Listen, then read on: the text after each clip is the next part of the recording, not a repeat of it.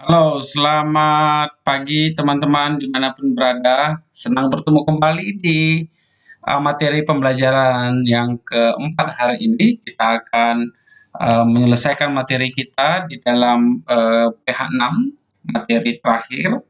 Sebelum kita akan banyak mendiskusikan proposal ataupun project service learning teman-teman, ataupun pelaksanaan project service learning itu sendiri. Ya.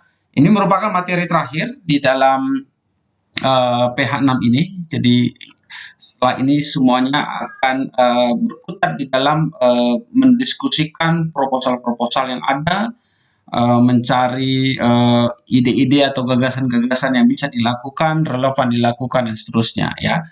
Hari ini kita akan bahas teman-teman secara khusus tentang tujuan pembangunan berkelanjutan atau SDGs, lalu bagaimana menganalisa sebuah komunitas melalui analisa kelemahan, kekuatan, kesempatan ataupun tantangan atau SWOT, dan kita akan belajar tentang merumuskan tujuan melalui SMART goals ya. Kita akan melihat bagaimana tujuan yang spesifik, tujuan yang bisa dicapai, tujuan yang realistik, tujuan yang bisa diukur, dan juga tujuan yang memiliki timeline yang jelas untuk pencapaiannya. Maka ketiga materi ini kita akan bahas teman-teman. Teman-teman bisa menyimaknya. Nanti kalau ada pertanyaan bisa kita diskusikan di dalam kelas, atau teman-teman bisa kembangkan juga di dalam sumber-sumber materi yang ada ya. Oke, kita lihat yang pertama teman-teman, tentang tujuan pembangunan berkelanjutan ya.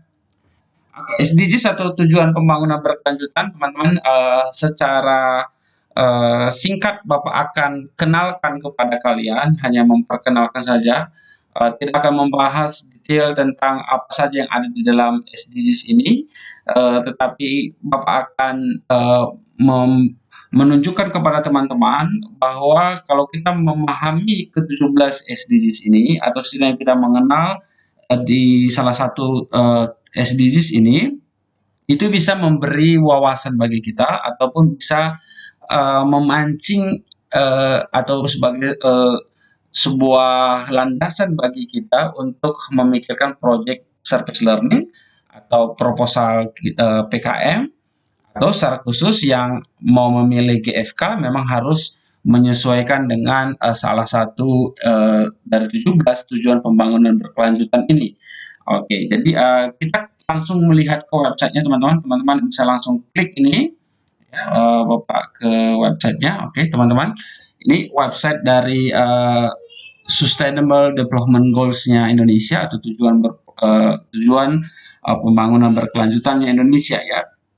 Teman-teman, ada 17 tujuan pembangunan berkelanjutan yang sudah disepakati secara internasional, dan Indonesia salah satu yang ikut menandatangani. Apa yang ingin dicapai secara global sampai tahun 2030, dan dari 17 tujuan ini itu bisa menjadi salah satu kontribusi pengabdian kita kepada masyarakat melalui project service learning, atau melalui proposal PKMM, atau melalui hasil karya teman-teman di GFK ya, gagasan yang teman-teman bisa tawarkan untuk perwujudan ke-17 tujuan ini ya. 17 tujuan ini diantaranya teman-teman, yang pertama itu adalah mengakhiri kemiskinan dalam segala bentuk dimanapun ya. Jadi persoalan kemiskinan Bapak kira menjadi salah satu persoalan yang terus menjadi pusat perhatian di dalam bangsa kita ya, karena memang meskipun terakhir data menunjukkan bahwa ada penurunan ya sampai ke 1 digit ya persentase orang miskin di Indonesia, tetapi saya kira pada realitanya kemiskinan yang terjadi di Indonesia mungkin lebih daripada hanya 9 sekian persen itu ya.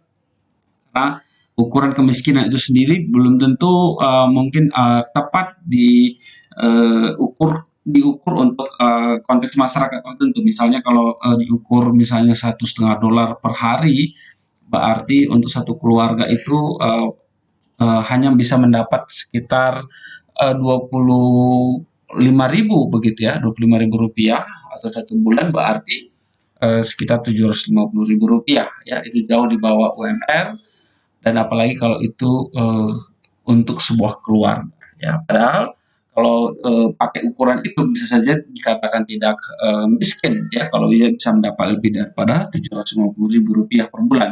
Atau misalnya pakai ukuran $2 saja pun, kalau 30.000 per hari berarti kan 900.000 per bulan, itu juga saya kira untuk hidup sebuah keluarga, apalagi kalau misalnya itu di perkotaan, pasti tidak layak, kira-kira begitu ya. Maka di dalam tujuan pembangunan berkelanjutan ini, salah satu tujuan yang pertama adalah menghapus kemiskinan ya, mengakhiri kemiskinan dalam segala bentuk ya. Lalu yang kedua adalah mengakhiri kelaparan ya teman-teman. Ini mengakhiri kelaparan. Ini banyak berbicara tentang mencapai ketahanan pangan, nutrisi yang lebih baik, dan mendukung pertanian berkelanjutan. Yang nomor 2 tujuannya. Jadi kalau teman-teman punya ide tentang bagaimana membuat ketahanan pangan di Indonesia, meskipun kita tidak fakultas pertanian, saya kira bisa teman-teman sampaikan di dalam proposalnya ya. Dan yang ketiga, memastikan kehidupan yang sehat, mendukung kesejahteraan bagi semua untuk semua usia ya. Jadi ini tentang kesehatan yang baik dan kesejahteraan, akses kesehatan atau fasilitas kesehatan, ataupun ya asupan yang bisa memberikan kesehatan. Apalagi di tengah pandemi mungkin bisa jadi salah satu perhatian kita. Lalu yang keempat tentang meningkatkan mutu pendidikan ya. Jadi ini kalau di Ukrida kita menjawab tujuan yang keempat ini melalui Ukrida Mengajar, teman-teman. Jadi itu dalam rangka kita meningkatkan mutu pendidikan yang lebih baik. Kita tahu teman-teman, mutu pendidikan itu di Indonesia sebenarnya sangat eh, timpang ya. Jadi satu sisi kalau di kota-kota besar, apalagi kalau di sekolah-sekolah atau di sekolah yang punya fasilitas yang memadai, punya layanan pendidikan yang baik, tetapi kalau di daerah ataupun sekolah-sekolah tertentu hal demikian belum tentu terjadi ya. Bahkan kalau Bapak punya pengalaman di beberapa wilayah di sekitar Jakarta sekalipun, misalnya di Kabupaten Bogor ataupun Tangerang ya, wilayah bahkan di Jakarta sekalipun, kita melihat pendidikan yang bermutu itu belum menjadi sebuah ya bagian dari proses pendidikan kita ya. Jadi teman-teman bisa memikirkan ide tentang pendidikan. Lalu kesetaraan gender, ini contoh yang pernah Bapak tayangkan di kelas tentang Female in Action yang digagas oleh mahasiswa dari IPB ya. Ini salah satu gagasan mereka untuk menjawab kesetaraan gender ya. Lalu akses air bersih dan sanitasi, itu yang keenam. Ini banyak dilakukan oleh mungkin mahasiswa-mahasiswa kesehatan masyarakat, pembangunan MCK dan sebagainya ya. Kita tahu juga tidak sedikit masyarakat Indonesia masih ya buang air di kali begitu ya, dan itu bukan hal yang bukan hal yang jarang kita temui gitu. Itu hal yang mungkin bisa terjadi di banyak tempat ya. Lalu energi, memastikan akses terhadap energi yang terjangkau dapat diandalkan, berkelanjutan dan modern bagi semua ya. Lalu mendukung pertumbuhan ekonomi yang inklusif dan berkelanjutan, tenaga kerja penuh dan produktif, pekerjaan yang layak bagi semua ya. Teman-teman, ini kalau mau berencana membuat program kewirausahaan juga mungkin bisa jadi salah satu jawaban dari ketersediaan pekerjaan yang layak dan bisa untuk meningkatkan pertumbuhan ekonomi ya. Apalagi di tengah konteks pandemi, tentu butuh sekali peluang-peluang usaha di tengah banyaknya usaha-usaha yang tidak bisa berjalan karena akses pandemi ini ya. Jadi teman-teman bisa memikirkan hal demikian untuk program kewirausahaannya.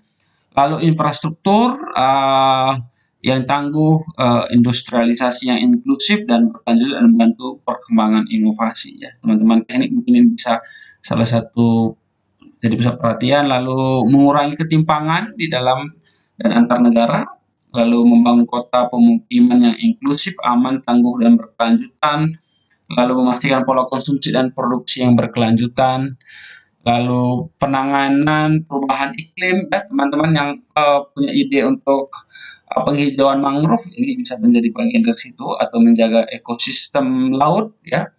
Kalau ada akses atau ide teman-teman tentang hal ini, ekosistem darat ya, lalu perdamaian dan keadilan ya, mendukung masyarakat yang damai dan inklusif. Ya, inklusif itu artinya teman-teman berarti merangkul ya segala perbedaan ya ataupun termasuk jadi apa namanya tidak tertutup peluang bagi kalangan tertentu untuk terlibat kira-kira begitu. Jadi dia terbuka untuk pembangunan berkelanjutan, menyediakan akses terhadap keadilan bagi semua, dan membangun institusi-institusi yang efektif, akuntabel, dan inklusif di semua level. Ya. Lalu kemitraan untuk mencapai tujuan ini tentang kerjasama. Teman-teman kalau ingin melihat lebih detail ya bisa di website ini bisa teman-teman lihat tentang SDGs lalu tujuan SDGs ya. Kalau kita lihat dari 17 butir ini ada 169 target dari setiap tujuan ya. Jadi ada 17 tujuan dan setiap tujuan itu ada target-targetnya. Misalnya kalau kita lihat yang pertama mengakhiri kemiskinan dimanapun dalam semua bentuk, ini ada targetnya ya. Jadi bahkan kalau dia katakan di target pertama menghapus kemiskinan ekstrim ya, perlu di bawah garis kemiskinan dengan daya beli kurang dari 1,25 dolar ya, atau sekitar 7.800 per hari. Ini saya nggak tahu nih gimana cara menghitung apakah per orang dan sebagainya. Tapi kalau pakai 1,5 dolar per 1,25 dolar berarti sekitar 20.000 per hari. Oke, jadi teman-teman kalau punya ide, teman-teman bisa lihat ini ada 5 target, misalnya membangun yang dibutuhkan dan layanan keuangan termasuk keuangan mikro dan sebagainya, teman-teman bisa lihat di sini.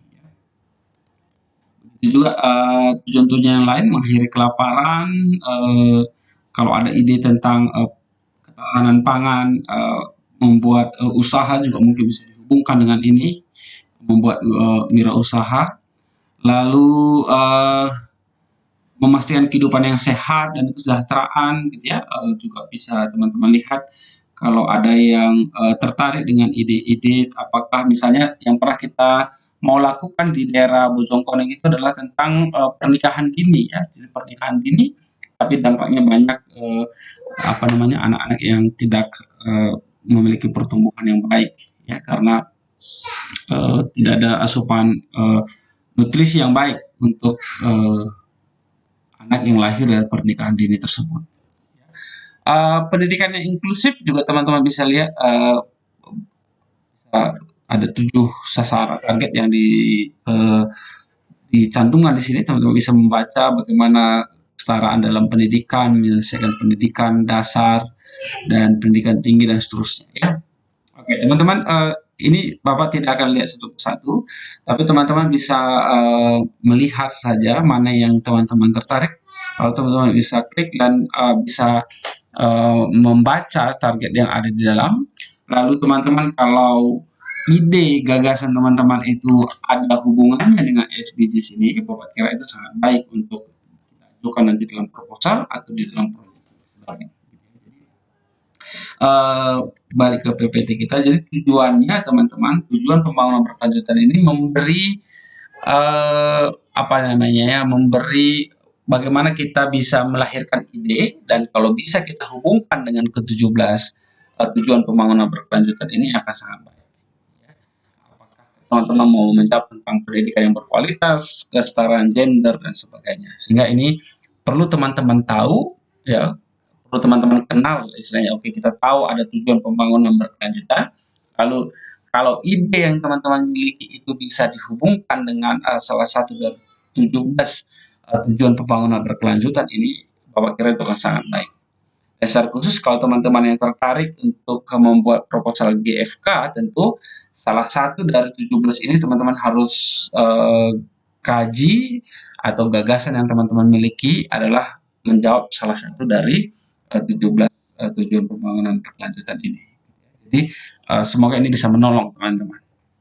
Oke, itu untuk SDGs. Sekarang kita masuk ke topik yang kedua tentang menganalisa. Oke, jadi di dalam kita membuat proposal atau melaksanakan project service learning, tentu kita akan menemukan satu masalah dan masalah itu yang akan melahirkan sebuah ide. Dan salah satu alat ukur, kita katakan begitu, atau alat untuk kita menganalisa sebuah masalah dan akhirnya nanti bisa melahirkan ide adalah melalui analisa SWOT, ya, atau melihat kekuatan, kelemahan, kesempatan ataupun ancaman atau tantangan yang ada, gitu ya. Jadi dengan melihat keempat itu, ya, kita bisa melihat apa yang menjadi masalah dan bisa juga memunculkan satu strategi atau memunculkan satu peluang untuk kita bisa lakukan sebuah project, apakah itu service learning atau proposal yang mau kita lakukan, ya. Jadi sekali lagi SWOT ini adalah alat untuk menganalisa, gitu ya. Nah, kalau kekuatan dan kelemahan itu merupakan kita menganalisa faktor-faktor kekuatannya yang berasal dari internal, apakah itu kekuatan internal atau kelemahan internal. Nanti Bapak akan tunjukkan contohnya. Kalau opportunity dan ancaman itu adalah faktor-faktor eksternal, gitu ya. Jadi faktor internal kita kaji, kita analisis secara mendalam, kita lihat kekuatan kelemahannya, lalu kita lihat secara eksternal apakah ada kesempatan ataupun ancaman yang ada. Dan nanti kalau kita matrikskan misalnya kekuatan dengan opportunity, ya. Jadi ciptakan strategi yang menggunakan kekuatan untuk memanfaatkan peluang. Dan ini kalau kita buat matriks kelemahan dengan opportunity itu ciptakan strategi yang meminimalkan kelemahan untuk memanfaatkan peluang. Ya, jadi misalnya secara internal dia kuat dan ada kesempatan, maka kita bisa memanfaatkan itu kepada sebuah peluang. Atau secara internal dia lemah, tetapi ada peluang secara eksternal, maka kita bisa meminimalkan kelemahan dalam memanfaatkan peluang. Ya. Atau kalau kita hubungkan dengan kelemahan, ya, ciptakan strategi yang menggunakan kekuatan untuk mengatasi ancaman. Jadi kalau kita kuat tapi ada tantangan, jadi bisa mengatasi ancaman. Atau yang ini kalau hubungkan dengan weakness dan treatment itu, apa namanya, kelemahan dan tantangan, meminimalkan kelemahan atau menghindari ancaman, ya. Oke, kita langsung ke contoh saja, ya, supaya teman-teman bisa paham bagaimana cara menggunakan analisa SWOT ini kepada sebuah program, ya. Jadi Bapak akan memberikan contoh analisa SWOT yang kita lakukan di program Ukrida Mengajar di JBM Tanjung Duren, Grogol Petamburan, Jakarta Barat, ya. Jadi kita melaksanakan program Ukrida Mengajar di JBM ini dengan beberapa analisa yang kita lakukan melalui analisa SWOT ini, ya. Oke, kita lihat yang pertama kekuatannya, ya. Jadi di JPM ini terdapat tim satgas di setiap RW. Oke, itu kekuatan. Jadi secara internal ada tim satgas yang bisa menolong kita untuk melaksanakan program. Lalu yang kedua terdapat ruangan yang memadai dalam melaksanakan proses pembelajaran. Oke, jadi di setiap RW selain ada satgasnya, ada juga ruangan yang memadai. Lalu kita lihat secara internal juga yang paling menarik itu adalah tim satgas ini ada keinginan yang kuat untuk melaksanakan ataupun mensukseskan jam belajar malam ini. Jadi mereka sepertinya melihat ini satu peluang yang satu peluang yang mereka mau lakukan, sehingga itu bisa menjadi kekuatan dalam melaksanakan program di JBM ini.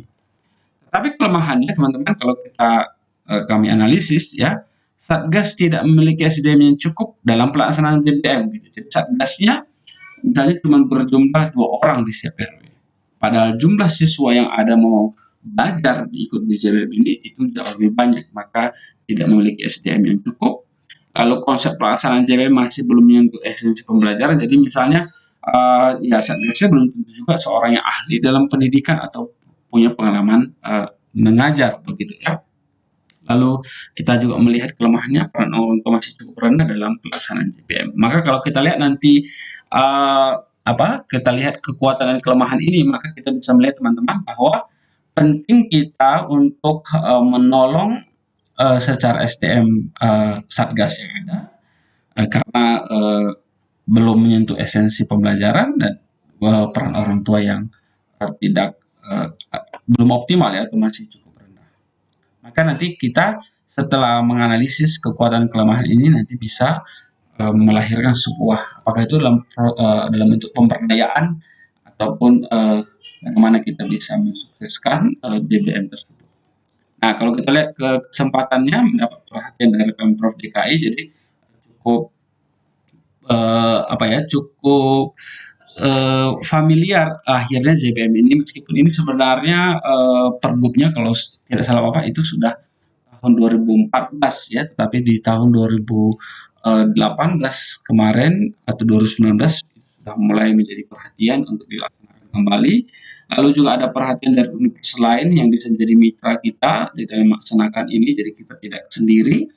Lalu terdapat kebijakan mahasiswa mengajar dalam program Merdeka itu juga secara eksternal ada kebijakan demikian sehingga bisa memotivasi mahasiswa untuk melakukannya. Tapi ancamannya adalah penerimaan masyarakat terhadap kehadiran pengajar bisa saja ada penolakan pun misalnya ya, atau ancamannya adalah rendahnya motivasi siswa dalam mengikuti JPM. Nah, teman-teman dari melihat kelemahan, kekuatan, kesempatan, ancaman yang ada, kita akhirnya mencetuskan program tidak mengajar dalam mensukseskan jam belajar malam ini. Ya. Kita berkolaborasi dengan Satgas, lalu akhirnya kita mengutus mahasiswa untuk melakukan proses pembelajaran, mendukung SDM Satgas yang ada. Ya. Dan Tuhan ini sudah 2 tahun dilakukan, banyak kemajuan di dalam proses JPM di Tanjung Duren melalui program Ukrida Mengajar ini. Ya. Itu contoh analisanya teman-teman.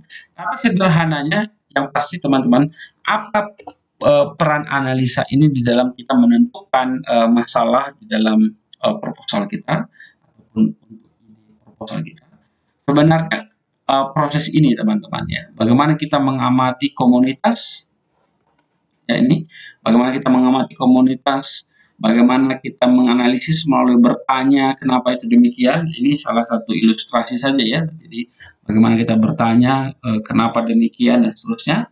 Lalu di situ pentingnya kita mengumpulkan informasi ataupun banyak membaca hal-hal apa yang memungkinkan dilakukan untuk menjawab pertanyaan-pertanyaan yang ada, lalu mengasosiasikannya ya, menafsirnya mungkin gitu ya, atau menghubungkannya ya, atau menginterpretasinya dan mengkomunikasikannya. Jadi kalau kita lihat di sini kita perlu mengamati apa yang ada di dalam masyarakat, lalu kita bertanya ya, pertanyaan paling sentral di sini adalah mengapa gitu ya, misalnya, ataupun mengapa program jam belajar malam tidak bisa berlangsung dengan baik. Oke, keterbatasan SDM ada, lalu bagaimana kita bisa menolong keterbatasan SDM yang ada misalnya ya dengan melalui mengutus mahasiswa untuk mengajar. Lalu setelah kita mengumpulkan informasi di situ bisa apakah melalui membaca dan sebagainya, di situ bisa ide-idenya muncul, lalu kita interpretasi, mengasosiasi ya, ataupun mentautkan satu data dengan data yang lain, satu informasi dengan informasi lain, sehingga ada ide dan di kelompok teman-teman bisa menyampaikan ide itu, kalian diskusikan sehingga makin matanglah proposal service learning atau proposal PKM yang teman-teman mau lakukan. Jadi sekali lagi ini adalah alat ukurnya ya, atau cara kita menganalisa sebuah persoalan yang ada di dalam masyarakat ya. Lalu yang ketiga ya, topik yang terakhir dari materi hari ini yaitu merumuskan tujuan ya. Maka sebelum kita melaksanakan program, tentu kita harus tahu apa yang mau kita tuju ya. Dan cara untuk membuat tujuan yang baik itu melalui SMART goals ini ya. Jadi ada ini sebuah akronim dan masing-masing kita akan lihat ada 5 panduan kita di dalam merumuskan tujuan ya. Oke, kita lihat yang pertama, teman-teman perlu membuat tujuan yang spesifik ya. Jadi, sekarang teman-teman kan sudah diskusi di kelompoknya. Pertanyaannya yang pertama adalah apa tujuan spesifik, konkret, jelas yang teman-teman mau capai ya, tetapkan. Oke. Jadi siapa yang mau menjadi target Anda? Targetnya siapa nih? Ya, apa targetnya? Kalau produk targetnya oke, jadi misalnya ada satu kelompok jadi ekstrak herbal untuk meningkatkan kekebalan tubuh misalnya, kayak itu produknya ya. Apa yang mau Anda lakukan? Oke, sekarang akan melakukan apa di situ? Ya. Lalu apa manfaatnya bagi mitra atau target Anda? Ya, jadi nanti setelah kita lakukan ini, apa nanti yang menjadi manfaat bagi mereka? Ya. Lalu di mana dan kapan target akan dilakukan? Jadi secara spesifik dan konkret kita buat. Lalu mengapa perlu bagi mitra? Ini pertanyaan-pertanyaan yang kita perlu jawab, teman-teman. Mengapa itu perlu bagi target kita? Ya, apa manfaatnya tadi kan kita sudah katakan, dan mengapa itu perlu? Itu berhubungan dengan manfaat. Ya, jadi contohnya misalnya seperti ini ya. Kita membuat tujuan kita secara spesifik dan konkret, misalnya terdapat 5 ibu rumah tangga yang memulai usaha jamur tiram dengan bahan dasar alami misalnya, ya. Ini misalnya targetnya. Atau contoh yang lain, seluruh pegawai kantor desa Bojongkoneng mampu mengoperasikan Microsoft Office dengan baik. Oke, itulah target spesifik kita. Ya, jadi nanti misalnya berarti kan ini program kita, kalau yang pertama kita akan buat usaha jamur tiram, dan nanti kita akan berdayakan masyarakat untuk bisa melakukan bisnis jamur tiram tersebut. Yang kedua berarti apa namanya, program kita adalah pelatihan Microsoft Office kepada pegawai kelurahan dan Boneng. Maka target kita adalah seluruh pegawai itu bisa mengoperasikan MS Office dengan baik. Lalu yang kedua, yang pertama tadi spesifik, lalu yang kedua terukur, ya. Ada alat ukur dalam pencapaian tujuan. Ya, ukuran apa? Ukuran yang dipakai untuk pencapaian tujuan. Jadi apa yang akan jadi alat ukurnya kita, ya. Bagaimana tahu bahwa target tercapai? Ya. Dan tahapan-tahapan apa yang akan kita lakukan untuk mengukur pencapaian tujuan, ya. Ini kalau kita bisa lihat contohnya, misalnya pegawai kantor desa dapat membuat laporan keuangan melalui Microsoft Office misalnya. Jadi nanti setelah kita memberikan pelatihan pembuatan itu, dan mereka nanti bisa membuat laporan keuangan di MS Office. Ya. Itu yang kedua. Jadi yang pertama tadi spesifik, ya. Lalu yang kedua terukur. Lalu yang ketiga adalah dapat dikerjakan dan dicapai. Jadi teman-teman punya kemampuan untuk melakukan itu. Jadi teman-teman, kalau ilustrasinya tadi adalah pelatihan Microsoft Office, tentu teman-teman punya kemampuan untuk melatih Microsoft Office, ya. Microsoft Office teman-teman laporan keuangan di Excel dan sebagainya, tahu cara membuat rumus, tahu cara menghitung dan sebagainya. Jadi dapat dikerjakan dan dicapai. Ya, jadi bukan sesuatu yang mustahil, kira-kira begitu ya. Apakah Anda mampu mewujudkan tujuan itu? Itu pertanyaannya. Apakah mitra Anda dapat mewujudkannya? Jadi teman-teman mampu, tetapi mitra kalian mampu nggak? Ya, kita mau buat pelatihan Microsoft Office, tapi misalnya mitra kita juga tidak punya laptop misalnya atau komputer. Ya, bagaimana itu bisa terwujud? Lalu apa yang Anda harus Anda kembangkan untuk mencapai tujuan, ya, kira-kira itu maksudnya. Apa yang harus dikembangkan oleh Anda untuk mencapai tujuan, kira-kira begitu. Jadi apa yang harus Anda pelajari supaya tujuannya tercapai. Jadi sekali lagi Bapak ingat apa yang sebelumnya sudah Bapak ulang berkali-kali, penting sekali sesuatu yang kalian tahu, skills yang kalian miliki, dan kalau bisa sesuatu yang kalian suka.